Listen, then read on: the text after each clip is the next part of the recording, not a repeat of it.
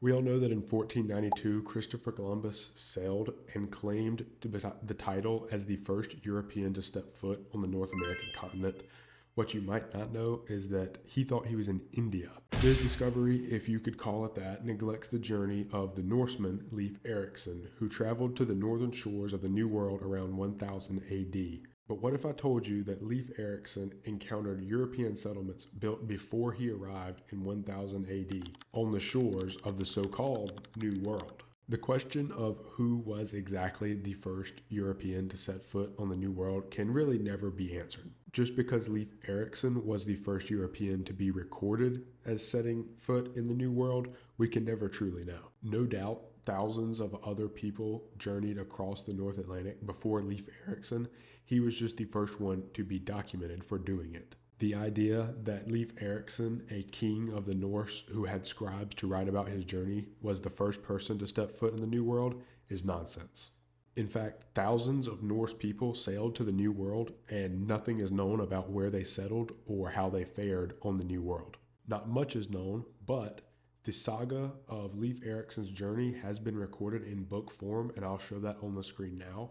And looking at this book and local modern archaeologist discoveries, we're going to see if we can decipher the true way that these people lived in the New World. Just exactly what did these early European settlements look like in the New World? Well, hopefully we can get to the bottom of this. Stay tuned. Obviously, a hint from the title of this book is that the main part of these journeys is based in Greenland, but it does speak of the journeys towards the North American continent. While they don't name them the North American continents or anything that we call them today, we can take from the way they describe the land as this was exactly what they were looking at. This North American landscape is described in these books, and if you want to go into the specifics of these books and the voyages on them and the voyages contained within them, feel free to read the book. I will link it down in the description. The main place that I want to talk about is a place that Leiff Erikksen dubbed Vinland. Vinland is almost like a promised land to the people who are used to the rugged and rocky snow-capped mountains of Greenland and Iceland. It's a land that is very bountiful in fruits, trees, fish, salmon in the springs. They bring back grapes and other fruits and vegetables from this land to prove that they have found the so-called promised land of the Vikings.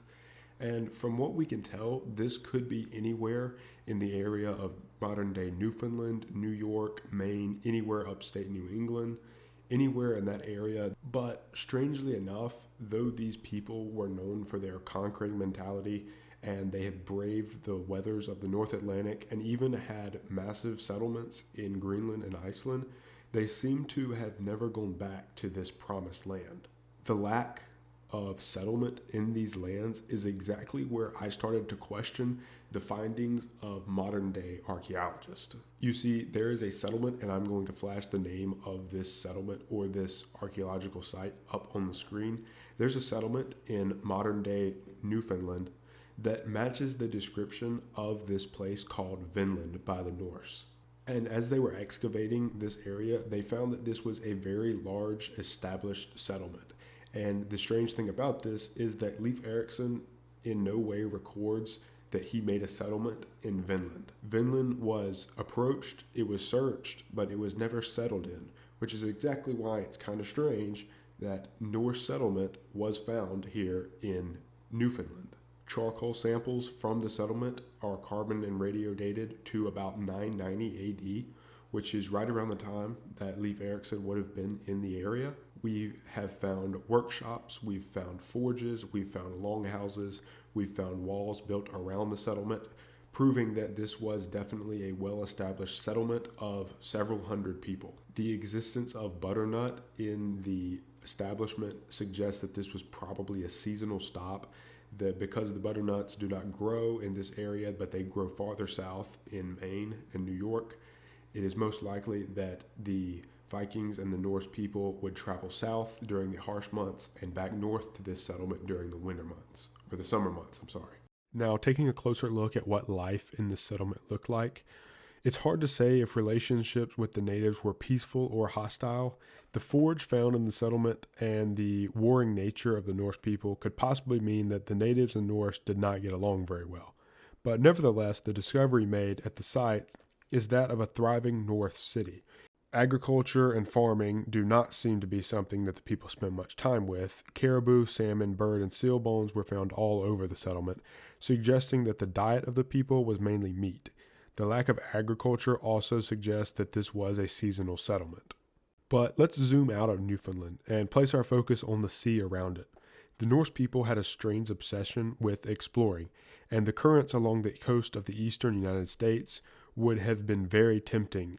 The Norse traveled all the way across the North Atlantic, and it would be kind of stupid to assume that some of these thousands of explorers did not make the journey down the eastern shore.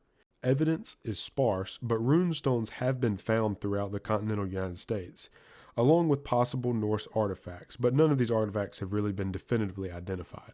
Unfortunately, we can never know just how far the Norse people made it. Maybe some stopped in New England, along the Georgia coastline, maybe some made it to the Carolinas, maybe some even made it all the way to the Caribbean. Ancient people were just as individualistic as us today, and the feeling of exploring the unknown was arguably stronger in these people than it is in us today.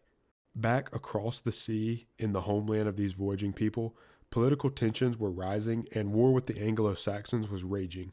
A full assault and invasion of the British Isles was only a few decades away.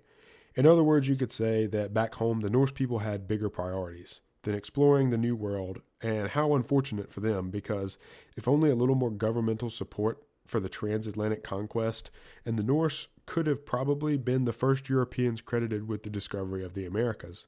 But, as we all know, these people were the first, and just how early they arrived in Newfoundland could only be a few feet underground, ready to be discovered by modern archaeologists.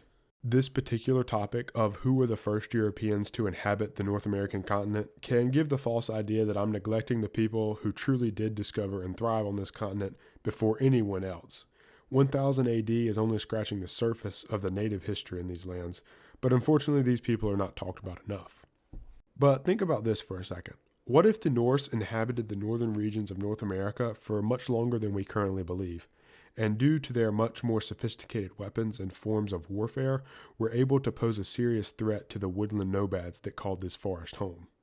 Could this give us insight into the almost mythical stories told by the natives of war-loving tribes with pale skin and light hair who were unusually taller than them?